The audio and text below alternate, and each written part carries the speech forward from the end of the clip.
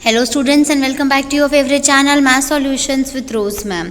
और आज की क्लास में हम करेंगे क्लास 9th की सब्जेक्ट मैथमेटिक्स वर्कशीट नंबर 41, जिसका आज का जो हमारा टॉपिक है वो है हिस्टोग्राम। ये आपका चैप्टर 14 चल रहा है बच्चों, स्टैटिस्टिक्स चल रहा है, जिसमें अभी तक हम लोगों ने क्लास इंटरवल, टेली मार्क्स, है ना, और फ्रीक्वेंसी, इन सब के बारे में जाना था। तो आज हम जो है वो डिस्कस करने वाले हैं हिस्टोग्राम के बारे में।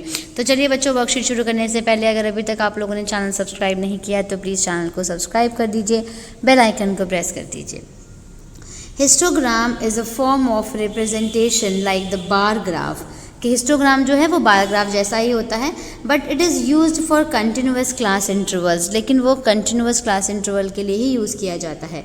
For instance, consider the given frequency distribution table representing the weights of 36 students of a class. ये देखिए आपके पास, ये आपको टेबल दिया हुआ है जो कि 30.5 से 35.5, 35.5 से 40.5।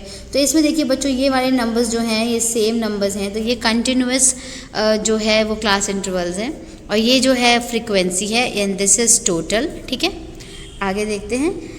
Let us represent the data given above graphically as follows। तो आपको इधर जो डेटा है उसको ग्राफिकली फॉलो करते जाना है, रिप्रेजेंट करना है। We represent the weights of on the horizontal axis on a suitable scale. We can choose the scale as 1 centimeter is equals to 5 kg. Also, since the first class interval is starting from 30.5 and not 0, we show it on the graph by marking a kink or a break on the axis।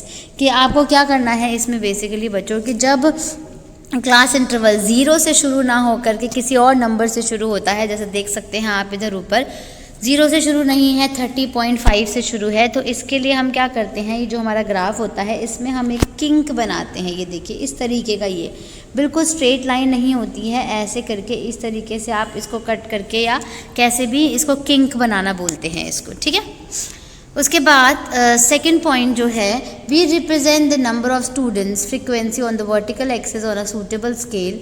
Since the maximum frequency is 15, we need to choose the scale to accommodate this maximum frequency. क्या करना है, यहाँ पर wait लिखे हुए हैं kgs में, और यहाँ पर जो है वो नंबर ऑफ़ स्टूडेंट्स हम लिखने वाले हैं, यानी वाई एक्सेस पे। और सबसे बड़ी जो फ्रीक्वेंसी है वो हमारी 15 है, यानी हमें 15 के आगे तक हमें करना पड़ेगा ताकि 15 जो है वो मैक्सिमम नंबर उसके अंदर कंसिडर हो जाए। ठीक है, तो यहाँ देखिए, देख सकते हैं आप, यहाँ पर हमने 2 का गैप ले लिया है, और यहाँ पर तो सेम जो फ्रीक्वेंसी आपको दे रखी है, जो क्लास इंटरवल दिया हुआ है उसी को हमने यहाँ पर लिया है। अब देखते हैं third point. We now draw rectangles or rectangular bars of width equal to class size and length according to the frequency of the corresponding class intervals. For example, the rectangle for the class interval 30.5 to 35.5 will be width of 1 centimeter and length 4.5 centimeter। ये देखिए कैसे, मैं आपको बताती हूँ। जैसे 30.5 से लेके 4, ये जो है ये कहाँ तक जाएगा, इसकी फ्रीक्वेंसी देखिए, जो पहला वाला था आपके पास, ये आपको ये दिया हुआ है 9 दिया हुआ है, 30 to 35 9 जाना है, उसके बाद 6 जाना है।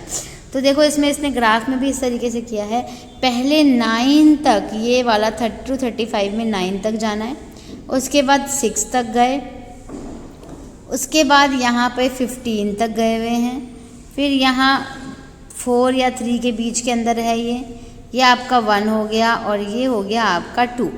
लेकिन इसमें आपको ये ध्यान रखना है, जैसे बार ग्राफ में जो है वो जो बॉक्सेस हैं, ये रेक्टेंगल्स जो बने हुए हैं, ये एक साथ नहीं बनते, चिपके हुए नहीं होते, लेकिन हिस्टोग्राम में ये जो जैसे चिपके हुए बने हैं ना, इस तरीके का ही आपको ग्राफ बनाना है। ठीक है, इसके बाद बच्चों, in this way we obtain the graph as shown in figure below. तो इस तरीके से हमारा ये ग्राफ जो है ये बन के सामने आ जाएगा।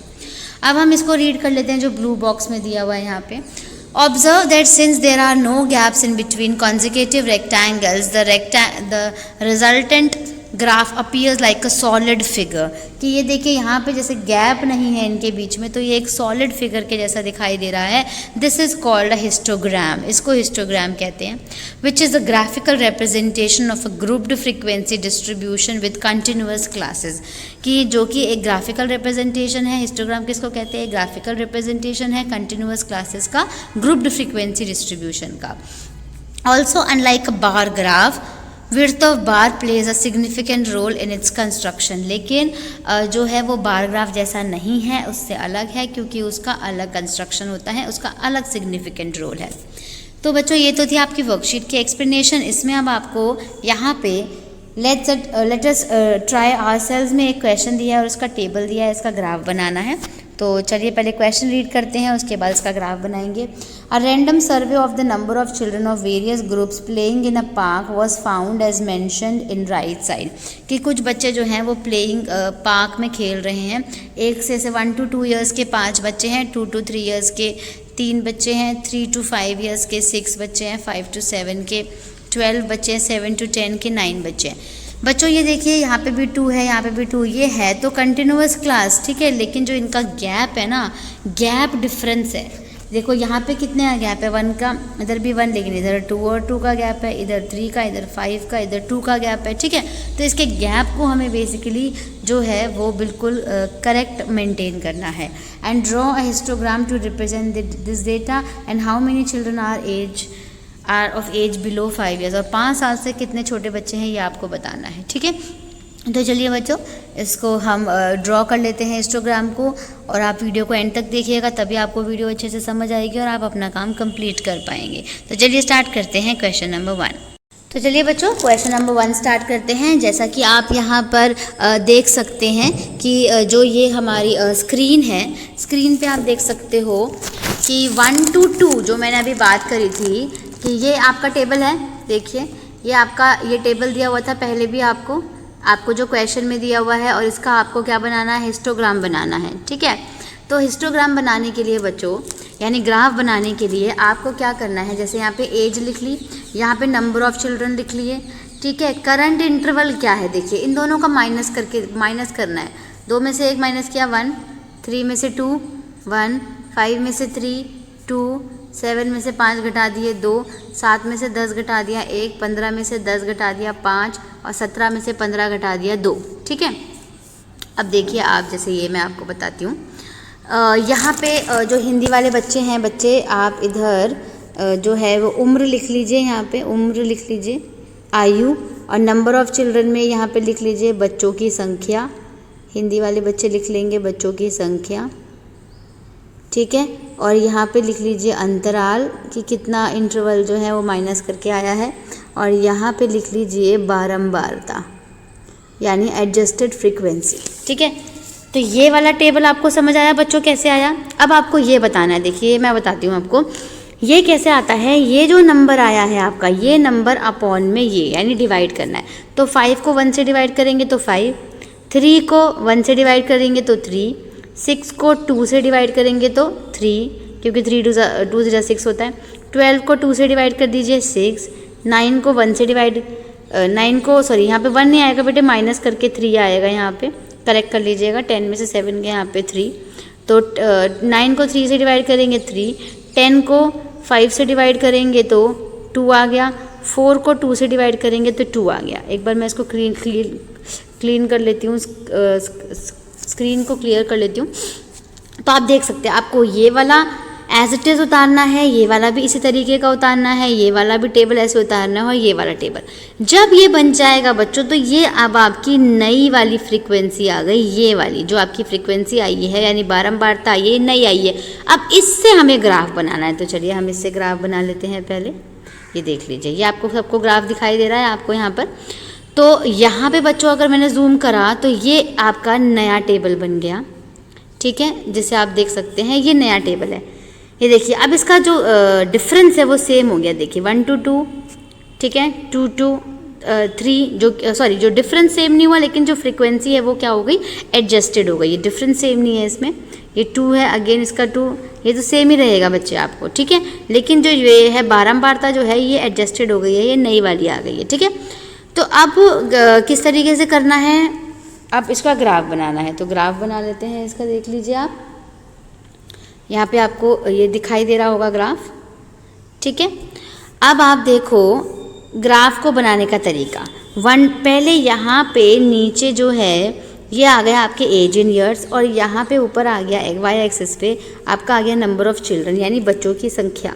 तो हिंदी वाले बच्चे आप इधर बेटा बच्चों की संख्या लिख दीजिएगा, ठीक है, बच्चों की संख्या लिख दीजिएगा, और यहाँ पर आप आयु लिख दीजिएगा, आयु यानी उम्र, ठीक है। अब 1 से लेके 2, यहाँ पे देखिए बच्चों 2 का नीचे जो है वो 2 का इन्होंने डाल दिया है गैप, और इधर 1 2 3 4 5 6 डाल दिया, ठीक है, क्योंकि सबसे बड़ा नंबर जो क्या है वो है 6 है बच्चों, ठीक है। उसके बाद 1 to 2 है जो है वो 5 है, यानी 1 to 2 जो है ये आपका चला गया इधर 5, ठीक है। उसके बाद है 2 to 3, 2 to 3 है 3, फिर अगेन 3 to 4 3 है, ठीक है। फिर 5 to 7 जो है वो क्या है यहाँ पे 6 है। उसके बाद 7 to 10 यानी 7 से लेकर 10 तक जाना है 3 टाइम्स, 3 दिया हुआ है।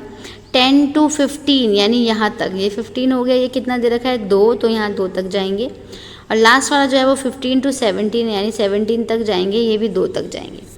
तो इस तरीके से आपका ये ग्राफ बन जाएगा बच्चों, ठीक है। आप इसे कलर भी कर सकते हैं सुंदर दिखाने के लिए कि ये सुंदर लगे करके, कलर भी कर सकते हैं, लेकिन आपको बहुत ज़्यादा ध्यान रखना पड़ेगा। और ये ऑलमोस्ट 0 से शुरू हो रहा है ये हमारा, और 1 भी इसके अंदर है, इसलिए यहाँ पे वो जो किंक की बात की थी मैंने, इस तरह के किंक की बात की थी, ये यहाँ पे नहीं आएगा, ठीक है। तो इसी के साथ बच्चों आपकी आज की वर्कशीट जो है वो यहीं पे कंप्लीट होती है। आप इसको अपनी कॉपी में नोट डाउन कीजिए। Thank you so much students for watching this full video. फिर मिलेंगे बच्चों नई वीडियो में नई वर्कशीट के साथ। अगर आपको वीडियो पसंद आया है प्लीज़ वीडियो को लाइक कर दीजिए, शेयर कर दीजिए अपने दोस्तों के साथ, और चैनल को सब्सक्राइब कर दीजिए। Thank you once again. इसमें बेटा आपको एक पार्ट ये भी बताना था इस फिगर के अंदर ग्राफ में, कि जो 5 साल से जो छोटे बच्चे हैं वो कौन से थे पार्क में खेलने वाले। तो देख लीजिए बच्चों 5 जो है वो यहाँ से शुरू हो रहा है, क्योंकि जो 5 है वो यहीं पे काउंट होगा। ऊपर वाले जो हैं वो 5 साल से सारे छोटे बच्चे हैं, तो इनको हम प्लस कर लेते हैं, यानी 5 प्लस 5 सही से मैं बना देती हूँ, यानी 5 + 3 जो है वो 5 3 8 और 3 11, यानी जो 11 बच्चे हैं वो 5 साल से छोटी आयु के हैं जो कि पार्क में खेल रहे हैं, ठीक है। तो ये भी इसका एक आंसर है जो आप इसके साथ लिख सकते हैं, ठीक है।